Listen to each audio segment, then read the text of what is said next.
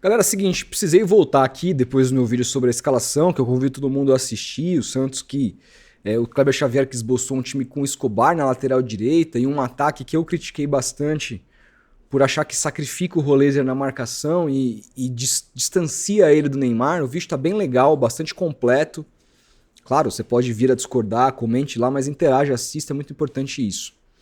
Mas agora a gente tá aqui para fazer um giro de notícias de coisas que se escaparam, né? Porque ontem eu não consegui gravar vídeo por aqui. Foi a primeira vez que, desde que o canal existe, primeiro dia que eu não gravei vídeo, e é um compromisso que eu tenho com vocês de gravar vídeo diariamente. Então hoje estou gravando um segundo, não só para compensar, mas porque também tem muita notícia que eu deixei passar, que eu acho que são importantes a gente conversar, e eu acho que assim, o meu papel aqui fazendo um canal voltado para o Santos é não deixar um assunto que eu acho relevante escapar.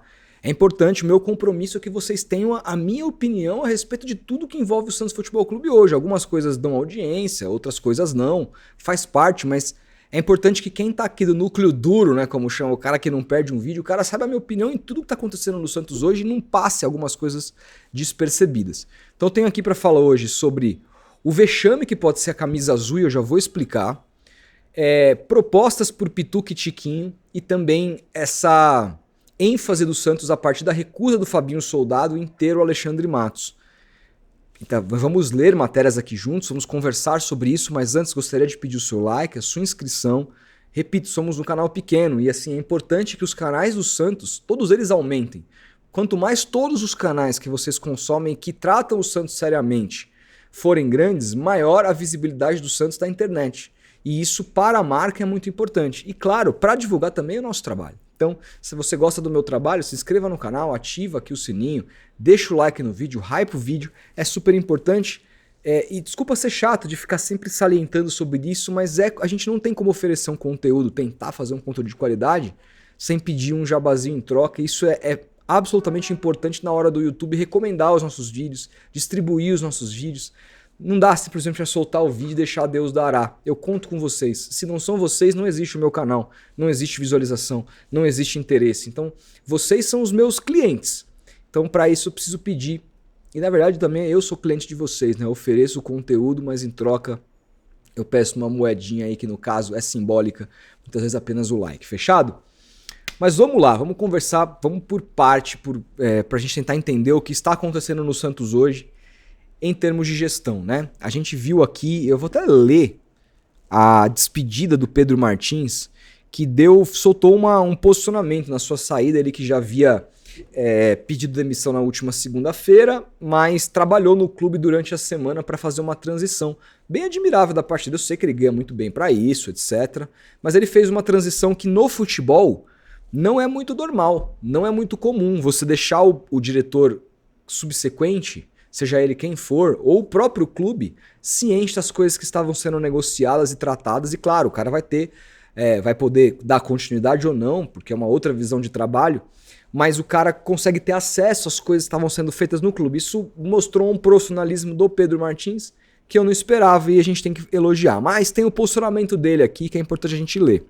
Ontem foi meu último dia como CEO do Santos Futebol Clube após ser convidado para liderar uma nova fase na profissionalização do clube. Optei por solicitar o meu desligamento no início dessa semana. Lembrando que eu estou lendo isso aqui pela primeira vez junto com vocês. Eu nem tinha tomado nota do que ele tinha falado, então eu estou reagindo aqui ineditamente, tá? Durante os últimos dias, realizei uma transição de temas cruciais para lideranças da estrutura interna, pois identifico a importância da continuidade de negociações já evoluídas e de melhorias que já estavam em etapa de concretização. Faço isso porque valorizo os colaboradores, muitos merecem a efetivação desses projetos. Legal. Tenho a avaliação de que esses últimos meses representaram a conclusão da fase de diagnóstico e aceitação iniciada na reconstrução proposta pela atual gestão após o rebaixamento para a Série B. A partir da compreensão do tamanho do problema, conseguimos promover reflexões importantes visando a adaptação ao novo cenário competitivo e o desenvolvimento de uma cultura esportiva. Nesse período, as áreas foram avaliadas como a regra das melhorias práticas nacionais e internacionais, o que nos fez propor mudanças das regras e no ambiente no centro de treinamento, além de fazer um diagnóstico profundo de pessoas, processos e métodos. O jogo está mudando rapidamente, a excelência está no detalhe, está equivocado quem pensa que o sucesso é construído apenas com investimento no mercado de transferência. Esse é um dos pilares. Concordo assim, aqui tô concordando com tudo. A implementação de um projeto de futebol perene não é simples. Ela demanda convivência constante e com desconforto e o exercício diário de altruísmo. A construção coletiva, dialogando com funcionários e jogadores, é o que consolida a criação da cultura de sucesso no futebol feminino, na base e na primeira equipe. Nunca será um ato individual. Apesar da disputa de narrativa ser uma característica da indústria do futebol, muitas vezes alimentadas por alguns veículos e influencers locais que deseducam e rentabilizam com fake news, ele poderia citar, né? Porque fake news é uma coisa muito feia. Quem são as pessoas que estão fazendo fake news, que estão criando notícias falsas, né? Gostaria de, até para não recair sobre todo mundo, porque tem gente que faz trabalho certo, a gente sabe que tem gente que não faz. Gostaria de comunicar a divergência na condução de setores do clube, gostaria de comunicar que a divergência na condução de setores do clube não representa uma ruptura com os valores que me fizeram chegar ao clube em dezembro. A vontade de transformar, melhorar e evoluir apresentadas pelo presidente Marcelo Teixeira sempre terão meu apoio e suporte. É meio que isso, é uma carta protocolar que não diz muito, mas o que diz eu concordo. O que dá a entender de fato é que ele não teve a liberdade para tocar as mudanças que ele achou sensíveis. E isso é uma pena. É uma pena que ele não tenha tido peso por isso e o trabalho dele, em termos de resultados, não reverberou nesse peso para ele ter essas mudanças. É a mesma coisa você contratar um treinador e aí você dá 1 ano de contrato para ele, você tem uma janela no meio do ano. Aí você dá o time na mão dele. Cara, se ele estiver na zona do rebaixamento, não estiver mostrando o resultado, o trabalho estiver muito ruim, vai chegar na janela, vai ser muito difícil o clube ouvir esse treinador na hora de contratar. Fala, caralho, você tá me fudendo aqui, você não tem resultado.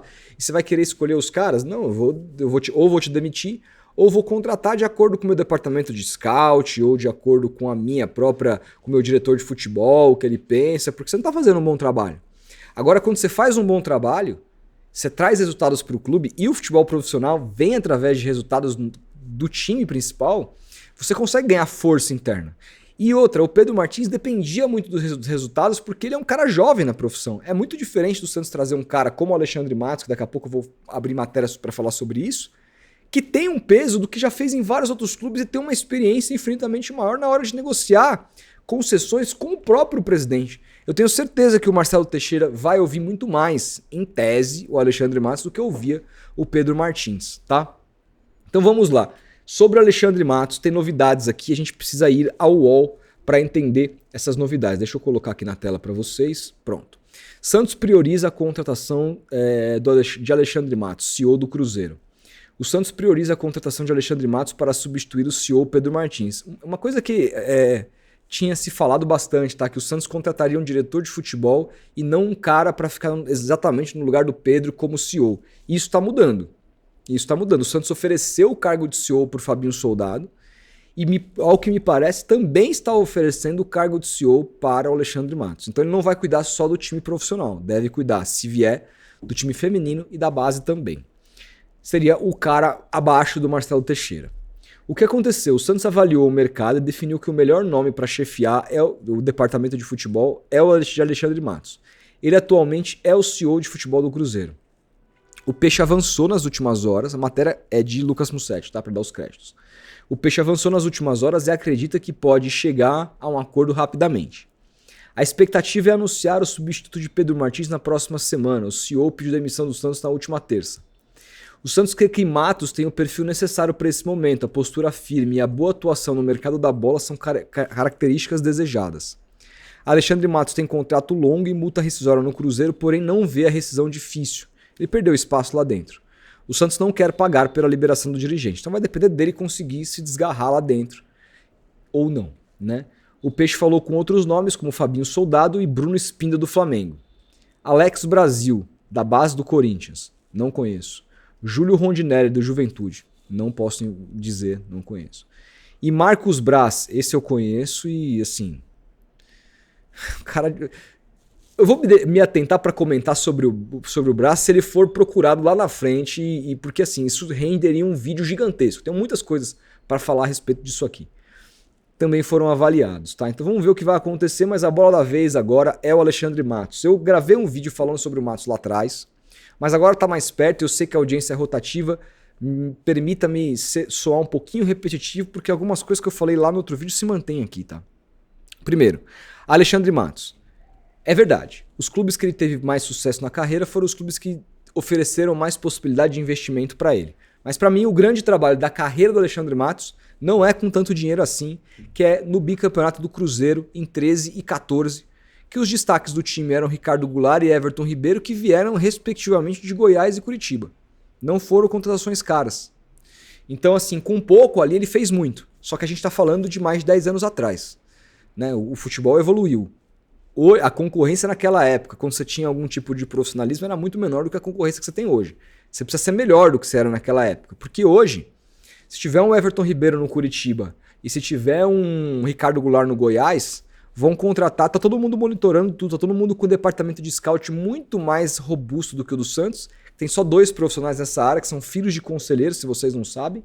E vão chegar antes nesses caras e vão chegar com mais dinheiro, com um projeto esportivo muito mais interessante. Então o mercado está muito mais difícil do que naquela época. Mas eu estou também dizendo isso para dizer que é uma certa falácia de que o Alexandre só fez bons trabalhos quando ele tinha dinheiro. Não é verdade, tá? O que eu mais gosto do Alexandre Matos? Embora ele tenha essa fama de ser o cara do convencimento, de ser o cara que faz boas janelas, e também acho que isso vai ser vital para o Santos, porque o Santos precisa de reforços pontuais e que cheguem para jogar para o Santos evitar o rebaixamento. Tem uma coisa aqui que ele traz, que é o dia a dia, que é a influência sobre o elenco e uma capacidade de gestão dita, inclusive, por grandes malacos da bola, como o Felipe Melo, por exemplo, de apaziguar as coisas, de não deixar as coisas vazarem, que é algo que tem acontecido no Santos Futebol Clube o tempo todo. Eu não estou falando só de contrato, mas estou falando de relações internas, escalações. Como é que a gente sabe, como é que todo mundo sabe a escalação do Santos que treinou nesse sábado pela manhã, sendo que o treino foi fechado? Como é que o Lucas Mussetti apurou e toda rodada ele dá a escalação do Santos praticamente que o Kleber treina? Se o treino é fechado, não tem ninguém da imprensa lá dentro. Você tem fonte, tudo vaza no Santos hoje. Né? Isso não é um demérito. Não tô criticando quem, pelo amor de Deus, eu sou jornalista, eu quero mais que vaze mesmo, até porque a gente fez um vídeo em cima desse vazamento, eu monetizei em cima disso. Então esse vazamento é importante para mim, eu quero que continue vazando. Mas a gente sabe também que para o profissionalismo do clube, manter informações que são internas, que não alimentem os rivais, também pode vir a ser importante. Então é uma dicotomia, ao mesmo tempo, com o Alexandre Matos, a oportunidade de um clube mais blindado e mais vencedor do ponto de vista até mesmo de mentalidade aumenta, na minha visão. É um cara que tem títulos, por onde ele passou ele ganhou. Nem todos os clubes, ele teve alguns fracassos na carreira e é verdade, é muito difícil que você não tenha tido. E os grandes executivos de futebol do Brasil fizeram trabalhos ruins. O Rodrigo Caetano, que é um ótimo também diretor, fez trabalhos ruins na carreira. Não existe ninguém com unanimidade, até porque se o cara fosse unanimidade hoje, o cara não tivesse nenhum trabalho ruim, ele não estava vindo para o Santos nesse momento. Com todo respeito, a gente tem que entender o nosso lugar, o nosso tamanho hoje. Então, passa muito por isso, passa muito pelos poderes que ele vai ter. E se ele vai deixar o Cruzeiro para vir para o Santos, se ele tomou essa decisão de fato e vai comunicar semana que vem, é porque ele tem certeza de que terá uma carta branca e eu acho que ele vai ter um peso muito grande na palavra na hora de propor mudanças para o Marcelo Teixeira do que o Pedro Martins teve pela experiência, pelo tamanho. E porque também o Marcelo sabe que o Alexandre Matos é um malaco da bola, que se ele for proibido, depois de ter feito uma mudança como essa, com contrato até 2029 que ele tinha com o Cruzeiro, e não tiver a liberdade, ele vai meter a boca nos caras, vai queimar os caras. Então vai ter um melindre de não dar essa carta branca. Então é uma contratação que eu faria. Posso me equivocar, não tenho medo de falar, porque às vezes a gente se equivoca. É muito fácil falar depois, mas nesse momento é um nome que, dentre esses, eu gostaria muito do Fabinho, tá? Mas dentre esses, é o nome que eu iria buscar, tá? E já critiquei muito o Alexandre Matos, inclusive na época do Palmeiras e tudo mais, com o palmeirense, meus amigos. Mas nesse momento eu acho que é um cara que oferece no mercado brasileiro o tipo de perfil que eu acho que o Santos mais precisa. Se vai dar certo ou não, aí é uma outra história. Agora a gente precisa para falar sobre uma outra notícia, que é com relação às propostas que o Santos tem na mão por Pituca e Tiquinho. E aí eu também quero ler essa matéria que eu não li, só vi o título pra gente tentar entender o que tá acontecendo, também do Lucas Mussetti, tá? O Santos recebeu propostas por Pituca e Tiquinho. O Santos tem ofertas pelos dois, mas aguarda o parecer do novo diretor. A ideia é contratar o novo chefe até a próxima semana, como falamos aqui. O Peixe interrompeu as negociações que estavam em andamento. O diretor mais cotado é Alexandre Matos e tal. Pituca foi procurado por Atlético Mineiro, Bahia, Fortaleza e São Paulo. O Santos estuda uma troca de jogadores. Aqui é muito difícil a gente opinar, tá? Porque a gente tá falando de 4 times e mostra como o Pituca tem mercado. A gente tá falando de um jogador que tem um salário alto hoje, bem alto, que chega próximo de 1 milha, e que tem aumentos em cada ano no seu contrato. A gente tá falando de um jogador que reúne tecnicamente todo o potencial de recuperar o futebol, mas que o que mais me preocupa nele é a mentalidade. Um jogador que tem fugido da bola e tem sido perseguido já pelo torcedor. Então talvez seja o momento de saída, mas para acontecer a saída, uma boa troca precisa ser feita. E aí, assim, foda-se o Atlético, o Bahia, o Fortaleza e o São Paulo. Quem tem que estar bem no Santos, quem tem que estar bem nessa história é o Santos, na nossa visão aqui. E o Santos cansou de fazer trocas ruins, como também fez trocas boas. O Santos já trocou o David Braz pelo Marinho, que foi rei da América. Foi um jogador importante. O Santos já trocou com o São Paulo o Rodrigo Souto pelo Arouca, que era um jogador importante, o Rodrigo Souto no Santos, para quem não se lembra, mas o Arouca foi campeão de tudo no Santos. Só não foi campeão brasileiro. Virou um cara muito importante naquela época. Né? Teve outras trocas que o Santos também se deu mal. Então, quem que seriam os jogadores? Primeiro, quanto que o Santos avalia o mercado do Pituca? Quanto que ele vale? Se os caras não quiserem mandar jogadores, os caras querem comprar. Mas ao mesmo tempo, o Santos quer dinheiro ou o Santos quer aproveitar o Pituca para poder se reforçar? Quem são os caras que o Santos se interessa de Atlético, Bahia, Fortaleza e São Paulo que esses times podem mandar? Hoje eu vejo o elenco do São Paulo, por exemplo, os grandes caras obviamente não virão. E os caras que sobram ou são moleques promissores que não virão ou são jogadores bem fracos. Não vejo nenhum jogador do São Paulo hoje que o São Paulo mandaria, tá? Adoraria que o São Paulo mandasse o Alan Franco pro Santos. Adoraria que o Santos trocasse o Pituca pelo Arboleda. Na conjuntura que o Santos está hoje, mas o São Paulo não vai fazer isso. O São Paulo não vai mandar o Pablo Maia no lugar do Pituca. Aí vai mandar o Bobadilha? Eu não quero. Aí vai mandar o Marcos Antônio? Não quero. Então assim, dos caras medianos do São Paulo hoje, que eu acho que os caras que o São Paulo poderia negociar, não vejo ninguém. O Fortaleza se enfraqueceu abruptamente. Os caras não estão jogando nada. Pochettino é bom jogador? Bom jogador.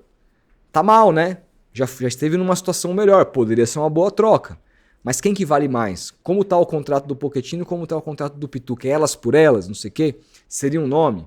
Não sei. O Bahia, mandaria o Caio Alexandre? Não mandaria. Né? O Jean Lucas não tem mais espaço aqui e tal. Mas mandaria o Cauli? Mas é mais um meia ofensivo num time que tem Roleiser e Neymar que brigaria por espaço? Não é. O Bahia mandaria o Pulga? Não mandaria. Mandaria o atacante uruguaio lá? Não mandaria. O William José eu não quero. Né? Quem que o Bahia mandaria aqui? Né? Então, nesse aspecto, precisa entender. E o Galo? Vai mandar o Scarpa? Não vai, né? Não vai. Então, assim, precisa entender, meu. Quem que esses caras oferecem para entender se viabiliza uma troca. E se não viabilizar, que faça uma proposta. E se a proposta não for boa, que o Pituca seja mantido. Porque ele é um ativo do clube. Não significa que ele tem que jogar. Mas que o Santos também não pode simplesmente fazer qualquer troca para se livrar do cara. Não é assim que se trabalha futebol. Enfim. A matéria segue dizendo que as negociações com Atlético e Bahia estiveram avançadas, porém elas esfriaram nos últimos dias. O Santos vê mais opções de troca no Bahia do que no Galo. Então aqui tem uma dica que o Santos tem gostado de algumas opções do Bahia. Eu não sei o que o Bahia colocaria em jogo aqui. A gente precisa entender. O último cara que veio do Bahia é o Tassiano, que não tá jogando porra nenhuma, né? Então, isso não quer dizer que o próximo que vier, por ser do Bahia, vai jogar mal também. Já Tiquinho é alvo de clubes da Arábia Saudita e da China. Uma das propostas é de $1 milhão. Aqui o Santos perderia dinheiro, porque o Santos pagou 3 milhões de euros no Tiquinho. Mas aqui eu abriria a mão desses 2 milhões de euros facilmente. Por quê? Porque o Tiquinho, depois do Neymar, é o maior salário do elenco. O Tiquinho ganha 1.400.000 contando com salário, imagem e luvas. E o Tiquinho tem 3 anos de contrato e o Tiquinho hoje tá virando reserva do reserva. No jogo contra o Vitória, quem entrou no lugar do David Washington foi o Luca Meireles, não foi o Tiquinho. Ele foi titular no amistoso agora. Tá perdendo posição, não tá jogando nada. O Santos tem mais 3 anos de contrato com um cara velho que não tá rendendo. Então aqui, assim, eu acho que seria a salvação da lavoura. Porque pensa, eu sei, o Santos vai perder 2 milhões de euros de qualquer jeito se vender por $1 milhão. O Santos vai perder. Mas vamos fazer uma conta básica aqui, uma conta de matemática de padaria básica, tá? Deixa eu pegar minha calculadorinha, colocar na tela aqui para vocês fazerem a conta junto comigo.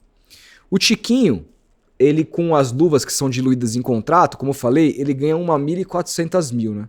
Esses 3 milhões, o Santos já porque o Santos deixou de receber do Jair, então esse dinheiro já foi para Cucuia. Então, beleza. Vamos pensar aqui em reais quanto que o Santos, se manter o Tiquinho, tem que pagar o Tiquinho ao longo de 3 anos. A gente está no mês 5.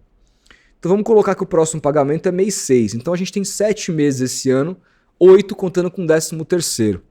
Então aqui vamos colocar 1,4 mil vezes 8 meses. A gente está falando de 11.200.000 reais só de grana que o Santos tem que dispor ao Tiquinho nesse ano.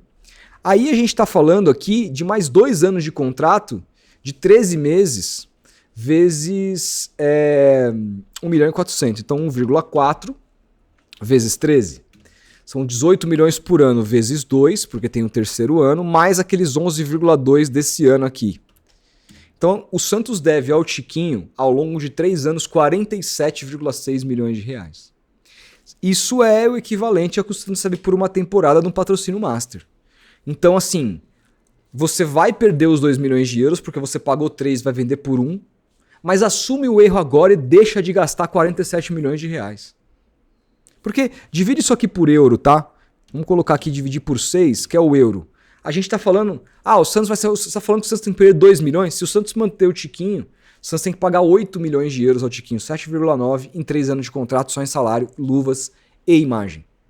Então assim, irmão, assume que você fez merda e vende agora. O Tiquinho. E outra, a saída do Tiquinho vai abrir espaço pro Luca Meireles, que é um jogador que é o artilheiro absoluto do Campeonato Brasileiro Sub-20. É DNA do Santos dar espaço pra molecada. É DNA do Santos. Uma hora você mete um cara desse, dá uma sequência, 3, 4 jogos, o cara encaixa. E o cara vai te dar retorno, inclusive financeiro. Qual que é o retorno que o Tiquinho vai dar? Cara, se veio a proposta da Arábia Saudita e da China, manda, velho. Manda que o Santos vai deixar de perder muito mais dinheiro. É uma venda que eu faria assim pra ontem. O Santos não, esse elenco não precisa do Tiquinho Soares. Ele não vai agregar em nada. Ele não tem agregado, pelo contrário. Quando ele joga é um jogador a menos. Então, venderia abruptamente o Tiquinho. Atualmente na reserva, Pituca tem mais chance de ser negociado em relação a Tiquinho. Tiquinho também é reserva. Tiquinho, inclusive, pode ser titular contra o Botafogo. Não é o que deu na escalação apurada posteriormente pelo próprio Lucas Mussetti. Essa matéria saiu antes, por isso que ele escreveu isso. E por fim, antes de ir embora, eu sei que o vídeo tá longo, mas eu queria comentar a respeito da camisa azul. Todo mundo sabe que o Santos vai vestir azul, a azul bebê, clássica de 2012, camisa do centenário, que foi repaginada agora pela Umbro, na época feita pela Nike, e que vai ter estreia na Vila Belmiro. Jogo esse que pode ser o último jogo do Neymar na Vila Belmiro.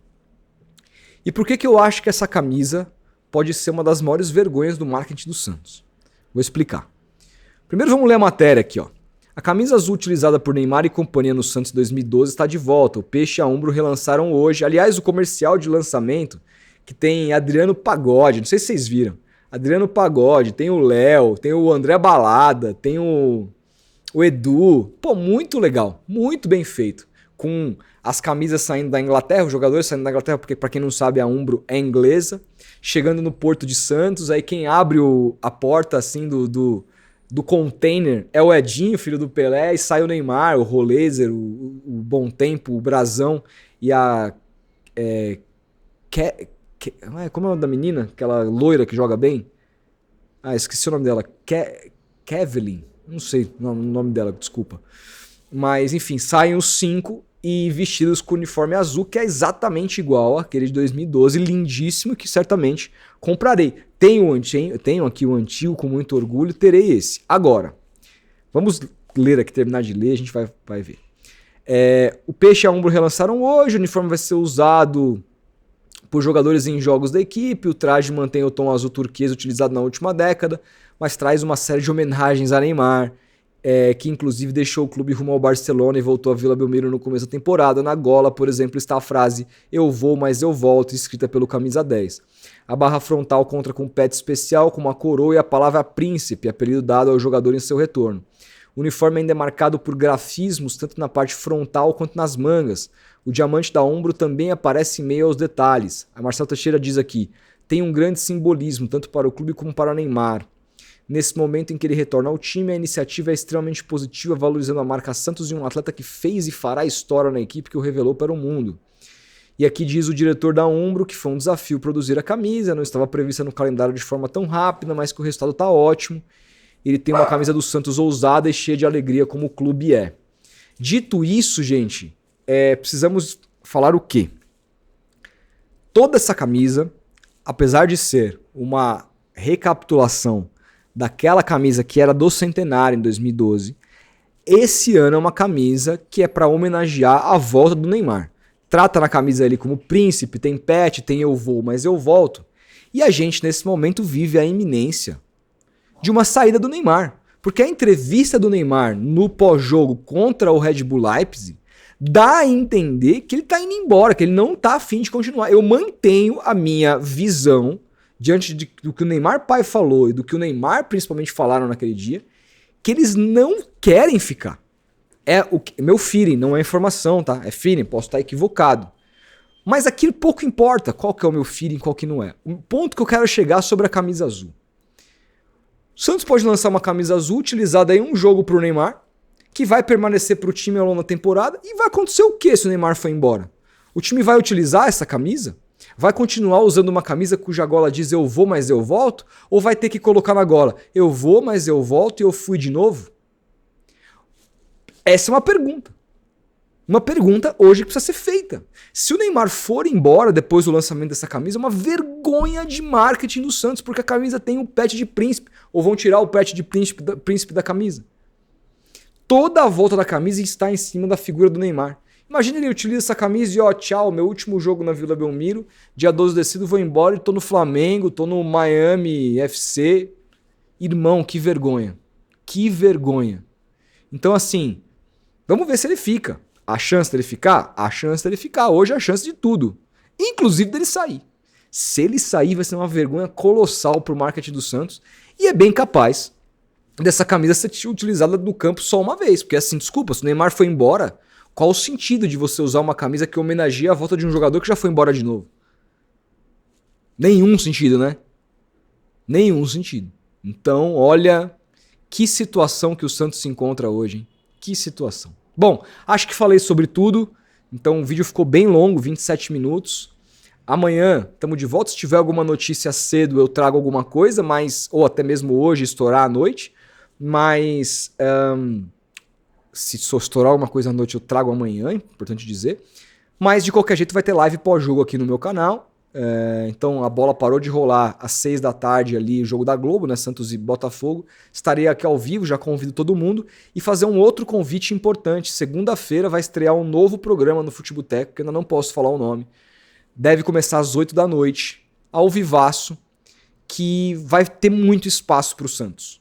Eu vou ser o representante do Santos da mesa, não posso dar muito mais detalhes ainda da ideia, porque a gente não divulgou ainda. Mas eu convido todos os santistas que estão aqui a se inscreverem lá no Futeboteco também, porque 8 horas vai ter um programa bem legal sobre o universo dos times paulistas. Não é a volta dos 4 grandes, que muita gente já conhece, mas é algo baseado, é um reboot, posso assim dizer, tá? Então, estou bastante empolgado, bastante feliz, a equipe já está totalmente entrosada, a gente fez um happy hour ontem, era uma reunião que virou um happy hour, então estou bastante empolgado com esse novo projeto do Futeboteco, então...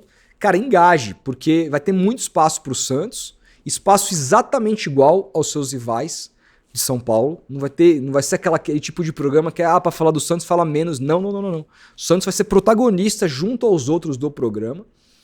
E mais, se der certo, se tiver boa audiência, a gente pode fazer mais de uma vez ao longo da semana também, que é um projeto que a gente está apostando demais nesse futuro do Futeboteco. Lá também, que é o meu canal principal, convido todo mundo a conhecer se não conhece. A gente vai se falando, agradeço demais a presença de todos. Se você ficou até o final, um beijo no seu coração, porque eu sei que os vídeos aqui são longos. Obrigado mesmo, de coração. Você que tá aí agora vendo o que eu tô falando agora, você é o cara. Obrigado demais. A gente vai se falando, um grande abraço, até o próximo vídeo.